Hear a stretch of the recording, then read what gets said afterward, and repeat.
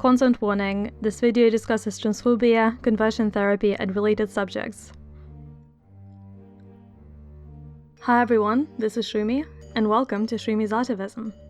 Today we'll talk about an infamous UK charity, in big air quotes, which calls itself the LGB Alliance, or LGBA for short.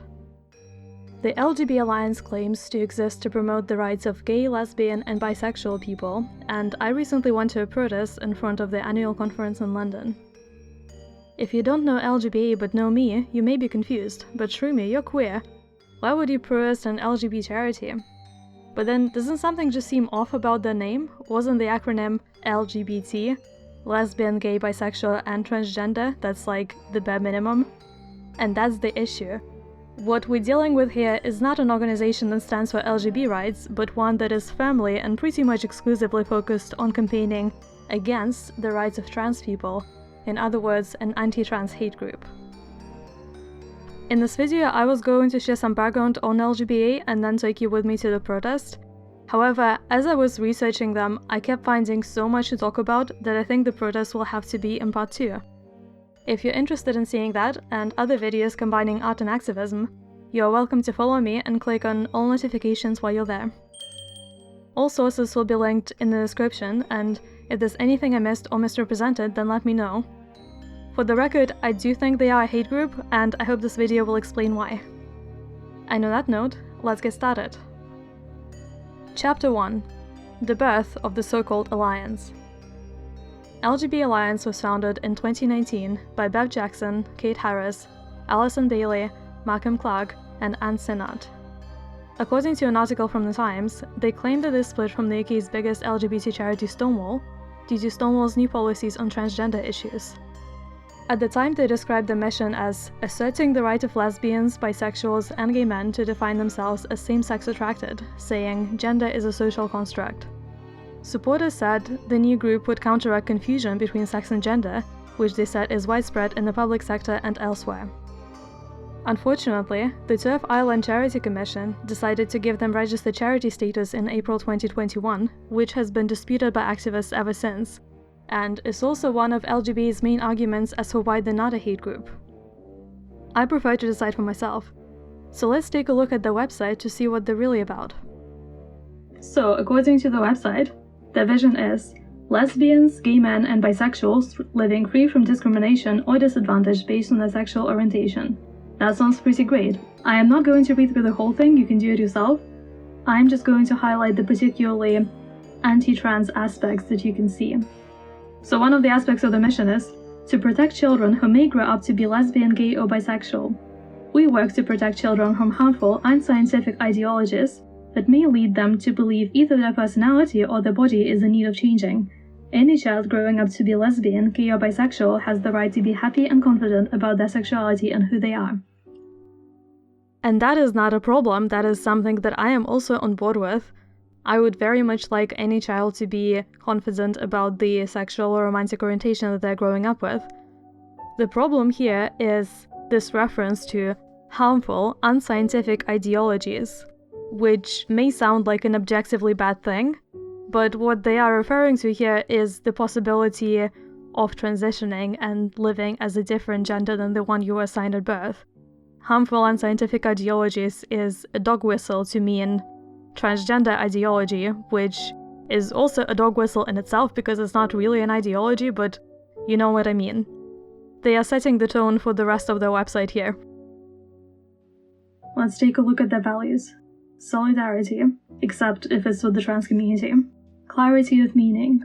We communicate ideas and engage in debate based on clear and accurate definitions.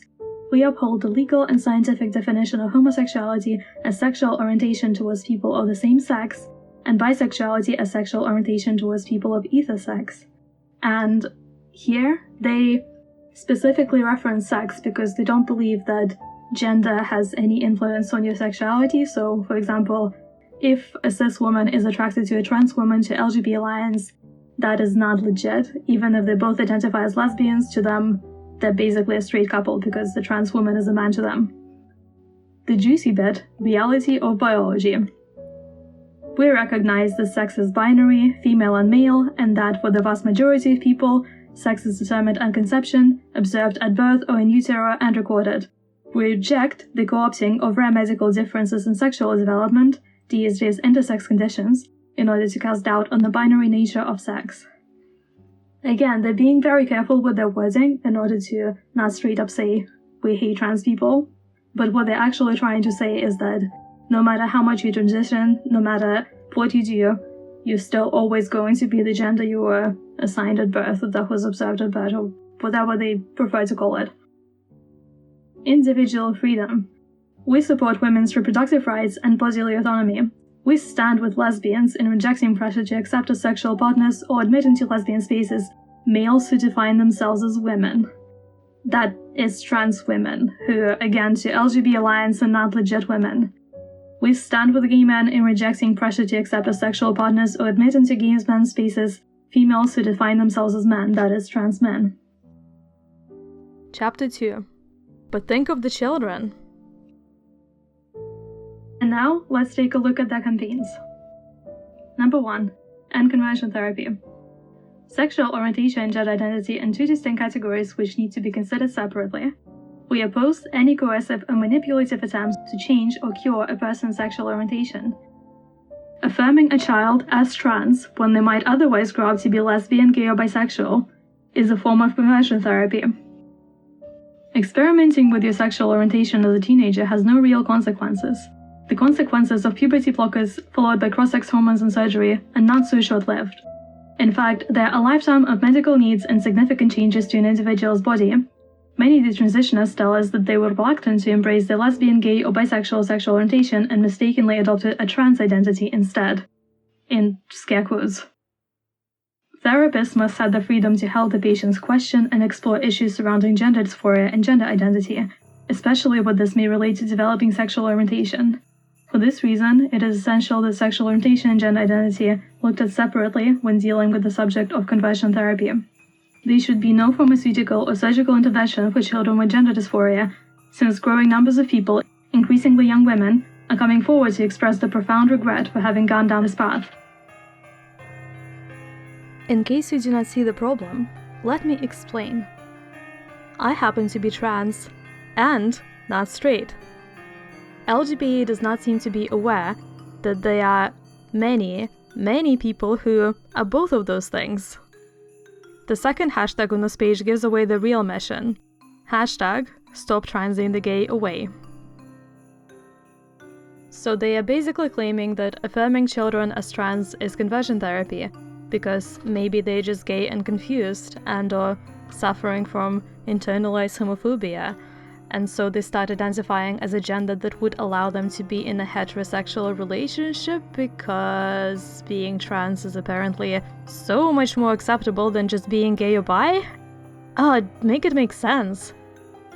Now, I will say that this type of conversion therapy does happen in some countries where it is actually more acceptable to be trans than gay. For example, the state of Iran prohibits homosexuality, yet subsidizes gender transition, and it is seen as a way for some people to legally be with those they love. So a campaign like that could well be appropriate there, but in the UK, I have seen absolutely no evidence that this actually happens. If anything, being trans is way more stigmatized, partially due to the efforts of groups like LGB Alliance. For real though, this is both really inaccurate and really harmful to trans people, and especially trans children. Many trans people know who we are at a very young age, and gender dysphoria in children can be physically and mentally devastating and dangerous. The main medical intervention for children, despite what some will tell you, is not cross-sex hormones, and it is especially not surgery. There are medications known as puberty blockers, which delay natal puberty and may help avoid dysphoria-causing things such as growing breasts, bone structure changes, hair follicle changes, and other things that can take a lot of time, effort, and money to have to reverse in the future, not to mention the incredible distress that natal puberty can cause to trans children. They are usually prescribed to those who are considered the most likely to transition in the future, but they are also reversible, so if they do change their mind, they can stop taking them and natal puberty will resume. It gives children and their families time to think and see if the gender identity persists or not. I do plan to make a whole evidence-based video specifically on trans children in the future, but for now it is enough to know that it is in the medical mainstream and it works. What LGBA proposes is to essentially ban any transitioning for children because they might just be gay, which would be devastating for so many vulnerable kids and ironically could be considered conversion therapy in its own right. In fact, one might even argue that the effect of the current UK system where people are forced to wait like 5 years to access any help at all, and then have to go through all kinds of pointless assessments to prove to cis doctors that they really are who they say they are, has the effect of a passive conversion therapy.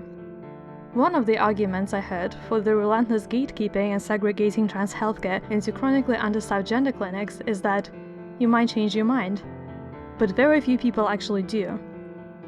LGBA talk a lot about detransition, making it seem like a massive issue, almost an epidemic. They talk about all these poor young women coming to them, regretting their decisions. But again, there's no evidence to back up the claim that it is actually a big problem. I looked at the research, and so far what I'm finding is that it's very much a minority of people who detransition, ranging from less than 1% to about 6.9%. And yet for some reason, the discourse in the UK around transitioning is mostly about preventing detransition rather than enabling transition, and I kind of think that's wrong. Although I do think, of course, that detransitioners should be supported, and that people should be supported to make the right choices for themselves. But I don't agree with how LGBA and the UK in general approaches this. Now, to LGBA's dubious credit, they do say on here that they want more investment in transgender healthcare and that they want to shorten waiting times for kids with gender dysphoria. But they are against affirming therapy, which accepts trans children's gender identity and is basically the gold standard at the moment because it works and reduces distress. But LGBA say that instead therapy has to be neutral, neither affirming nor denying the trans identity. I honestly have mixed feelings about it, because it sounds like it could be okay in some cases, but it could also be a slippery slope to trans conversion therapy. A lot of parents seeking such therapy for their children are absolutely convinced that there's no way their children could be trans, and believe in so-called rapid onset gender dysphoria hypothesis, ROGD for short, more aptly described as a conspiracy theory at the moment, which claims that transgenderism spreads through social contagion.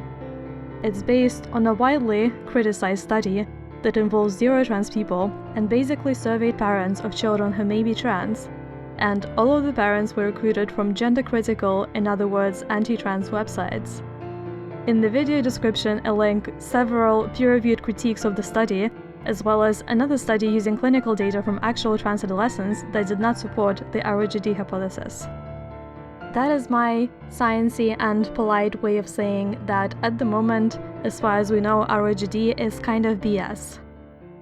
However, that doesn't stop the LGB Alliance from referencing the study in their website and seemingly accepting its conclusions as fact. So I personally wouldn't trust any therapy that LGBA endorses. Even if it is neutral as they claim, I feel like it could become conversion therapy very easily. And they don't seem to be very good at science and evidence. They claim that, trans healthcare is like an unscientific ideology, but it's not. Like, it's a pretty well-documented medical process that you can do if you want to. But they seem to be very against it. So maybe leave that to actual mental health professionals and gender professionals, please. Chapter 3. The GRA Wars. So the next campaign, and probably the last one for this video because I'm so sick of these people, is about the Gender Recognition Act reform, or rather LGBA's opposition to it. Please enjoy my reaction to this page as it happened. Oh wow, that is a lot of text. Someone hire them a copywriter and like a web designer or something. This is appalling to try to read through. Let me try to summarize this real quick. Essentially, they applaud the efforts that Liz Truss may reverse previous proposals to rewrite the Gender Recognition Act in ways that would have undermined the central importance of biological sex. And essentially, the GRA reform would have made it easier for people to change the birth certificate. That's it. Right now, you have to write like a long application, you need to like prove your real life experience and stuff, and it's just a lot of hassle, it costs money, and it's something that doesn't really affect cis people in like any way whatsoever. It's literally just for trans people to be able to change their birth certificate to match the gender that they identify as. And there was a public consultation on this. Essentially, the public was overwhelmingly supportive of simplifying the process of GRA, and there were also a lot of proposals to get some sort of way to legally recognize a non-binary identity. I personally wrote to them about that because currently my identity is not recognized legally in any way, which is a bit annoying. But the LGB Alliance does not want to do that because they just want trans people's lives to be difficult. I really like this quote. In the not-so-distant past, Stonewall used the campaigning slogan, "Some people are gay, get over it." Today its message is starkly different. It basically comes down to, some men have vulvas and some women have a penis, and if you're gay, get over it. I mean, yeah, I think that is correct. I also really like this. Stonewall now advises councils, fire services, and police authorities that trans is an umbrella of identities, from genderqueer and agender to neutral and cross-dressers, the latter being people who were once called transvestites. We are yet to be enlightened as to what neutral means, but we wish them all the best. We wonder what police and fire officers and local council workers make of all this. How would an employer ever defend themselves against an accusation they have been transphobic against someone who defines themselves as neutral? Again, that's just being casually dismissive of the many identities that people do indeed have. By the way, you can literally Google what neutral is and Google will tell you. It's not that hard. And really, you don't have to understand all the different complexities of gender identity in order to have basic respect for other people. I want to add to this. From what I understand, you can't change the gender marker on your passport without a GSC. But obtaining a GSC is what actually makes a male or female in the eyes of the law. One of the really weird aspects of the GSC to me is that if you're married, you need spousal consent, which is just what? The majority of single-sex spaces already use self-ID, and you do not need a GSC for that. The main concern of gender-critical feminists is that simplifying the process would enable predatory men to declare themselves as women in order to get access to those spaces. But in most situations, they could already do that. And, in my opinion, if someone is acting predatory, does it matter what sex they are? They should be stopped and dealt with regardless, no? Other countries, such as Norway, Malta, Argentina, and Ireland, already have self-ID, and to my knowledge, their societies have not collapsed. I think actually looking at what has or hasn't happened in those places would help the UK make an informed decision on this. The page then goes on to lament how, in the good old days, we just had straightforward, real transsexuals that were gate-kept to hell and back and tried to assimilate as much as possible and had all the surgeries and stuff. But now we have this whole gender shmender, and that changing the gender recognition law would put my people on the path to medicalization. Except it's the exact opposite. Take someone like me, for example. I used to really struggle with my identity because I didn't realize you could be non-binary.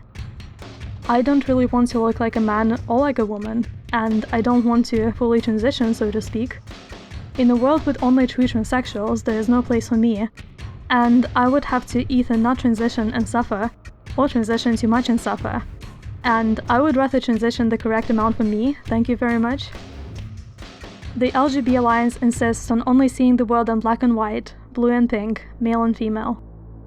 And that's just not how the world works. It's not how people work, and it's not how society works. Real people come in every shade of rainbow.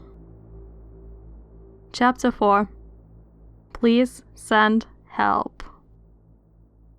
In case you're still not convinced that we're dealing with a hate group, let's watch a short clip from the conference. I remind you, this is a registered UK charity. But I would really like to encourage some self-reflexivity in terms of the language that we use. If I can say we as a, don't even know what we call ourselves, but a broad, collection of radical feminists, lesbians, gay men, gender critical, whoever. Because I did notice, and so I guess this question goes to all the panel, in terms of the presentations, which I thought were brilliant, all of them, I noticed language such as gender identity extremists, and this is something I see a lot. And is there such a thing as a gender identity moderate? I don't think there is. And I think that by using this word extremist, which I see a lot in the blogs and the media pieces, it's trying to separate out, oh, there are these nice trans over here who just want to, they always seem to just want to go to the local shop they just live in a village and just want to go to the shop. They still want to do that with everyone pretending that they're women. So I think this use of the word extremist is one of these weasel words to be very careful of. And if we say gender identity extremist, we're implying that there isn't a position where a man can pretend he's a woman, and that is not a thoroughly extreme position. So I just want to be careful. I also noticed people on the panel using terms like Tara Wolf, Maria McCacken she was not assaulted by a trans woman, any kind of woman, she was assaulted by a man, and if we call this man a trans woman, we are masking the fact that he is a man. And so, anyway, sorry, that's quite and I heard someone else saying the term trans people, which is reinforcing the notion that there is such a thing as trans people. So yeah, I guess you can't really be anti-trans if there's no such thing as trans. Checkmate genderists. On the website, they will be very happy to tell you that they support trans people in their struggle. But in the conference, this happened, and seemingly lots of people supported the speaker here. There was also a lady called Jen Ives who bought a ticket to the conference and went there, and was there without an issue mingling with people until she mentioned being trans. And then she got promptly verbally assaulted and called things like homophobic nonce, mentally ill pervert, and so many other things that are totally 100% not just recycled homophobic insults. Yeah. There's a really good interview podcast thing with her and Katie Montgomery, linked in the description. Highly recommend. Very entertaining / infuriating lesson involving toilet guards and t-shirts talking about the feminine penis and other fun stuff. 10 out of 10. There's a lot more to say about LGBA.